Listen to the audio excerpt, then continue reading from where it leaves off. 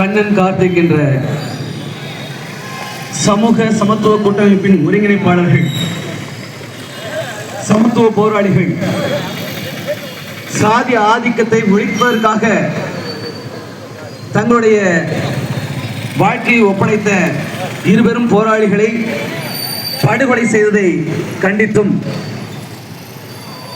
சமூக சமத்துவ கூட்டமைப்பின் ஒருங்கிணைப்பாளர் அன்பு தோழர் பழனி அவர்களுக்கு பாதுகாப்பு வழங்க கேட்டும் பல்வேறு அரசியல் கட்சிகள், சமூக அமைப்புகள் சார்பில் இங்கே நடந்து கொண்டிருக்கக்கூடிய கண்டன பொதுக்கூட்டத்திற்கு தலைமையேற்றிருக்கும் அன்பிற்கும் மரியாதைக்கும் உரிய தோழர் அரங்க குணசேகரன் அவர்களே,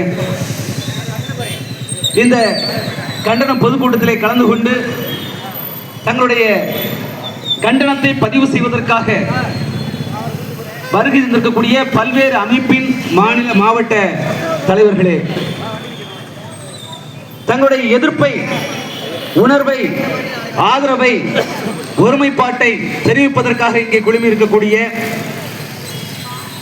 பறையர்களே, தேவேந்திர குல வேளாளர்களே, இஸ்லாமியர்களே, கம்யூனிஸ்டுகளே, உங்கள் அனைவருக்கும் மக்கள் விடுதலை கம்யூனிஸ்ட் கட்சியின் சார்பில் என்னுடைய நெஞ்சம் நிறைந்த வணக்கத்தையும் வாழ்த்தையும் உரித்தாக்குகின்றேன்.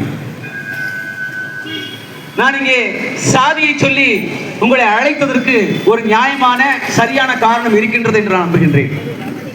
ஏனென்றால் ஒரே ஒரு சாதியை சேர்ந்தவர்கள் இங்கே வரவில்லை. பறையர் சாதியை சேர்ந்தவர்கள் வந்திருக்கின்றார்கள், பள்ளர் சாதியை சேர்ந்தவர்கள் வந்திருக்கின்றார்கள், இஸ்லாமியர்கள் வந்திருக்கின்றார்கள், கம்யூனிஸ்டுகளும் வந்திருக்கின்றோம். எதற்காக? இது வெறும் சாதி பிரச்சனை மட்டும்தான் என்றால் நிச்சயமாக இங்கே எல்லோரும் கூடி இருக்க வேண்டிய அவசியம் கிடையாது. ஆனால் அதை தாண்டி இந்த பிரச்சனை போகின்றது. அதனால்தான் இங்கே ஏதோ ஒரு சாதிக்கும் இன்னொரு சாதிக்கும் இடையிலான பிரச்சனையாக கருதாமல், இது சமூகத்தினுடைய பிரச்சனை, இது ஒட்டுமொத்த மக்களுடைய பிரச்சனை, இது நாட்டின் பிரச்சனை என்ற உண்மையை உணர்ந்திருக்கின்ற காரணத்தினால்தான் எல்லோரும் கூடியிருக்கின்றோம். நான் இந்த கூட்டம் தொடங்குவதற்கு 1 மணி நேரத்திற்கு முன்பாகவே வந்துவிட்டேன். இங்கே கண்ணன் கார்த்திக் அவர்களுடைய தாயார் வாகனத்திலிருந்து இறங்கி வரும் பொழுது கதறிக்கொண்டே வந்தார். இந்த பின்னாலே இருக்கக்கூடிய தன்னுடைய பிள்ளைகளுடைய படத்தை பார்த்து கதறி அழுதார். அந்த அழுகின்ற தாய்க்கு, அழுது கொண்டிருக்கின்ற தாய்க்கு இந்த அரசாங்கம் என்ன பதில் சொல்ல போகின்றது? சட்டத்தையும் ஒழுங்கையும் கட்டி காக்க வேண்டிய காவல்துறை என்ன பதில் சொல்ல போகின்றது? பதில் இருக்கின்றதா? இல்லை. கண்ணனுக்கும் கார்த்திக்கும் செவ்வணக்கம் செலுத்திய பொழுது, வீர வணக்கம் செலுத்திய பொழுது, மௌன அஞ்சலி செலுத்திய பொழுது, இதோ மேடைக்கு முன்னாலே அமர்ந்திருக்கக்கூடிய அந்த போராளிகளுடைய மனைவி கதறி அழுகின்றார். அவருக்கு ஸ்டாலின் என்ன பதில் சொல்ல போகின்றார்? திராவிட மாடல் அரசாங்கம் என்ன பதில் சொல்ல போகின்றது? சட்டம் ஒழுங்கை கட்டி காக்க வேண்டிய காவல்துறை கைகளை கட்டி வேடிக்கை பார்த்துக் கொண்டிருக்கின்றதே, அந்த காவல்துறை என்ன பதில் சொல்ல போகின்றது? சொல்ல போவது கிடையாது. தன்னுடைய தந்தை படுகொலை செய்யப்பட்டிருக்கின்றான், இனி அவன் வரமாட்டான், அவனை பார்ப்பதற்கு வாய்ப்பு கிடையாது என்ற உண்மை புரியாமலேயே இதோ மேடைக்கு முன்னாலே அவருடைய குழந்தைகள் இரண்டும் விளையாடி கொண்டிருக்கின்றது. அந்த குழந்தைகளுக்கு, அவருடைய எதிர்காலத்திற்கு, அந்த தந்தை நிலத்தை நிரப்புவதற்கு ஸ்டாலினும் காவல்துறையும் என்ன பதில் சொல்ல போகின்றார்கள்? ஒரு பதிலும் கிடையாது.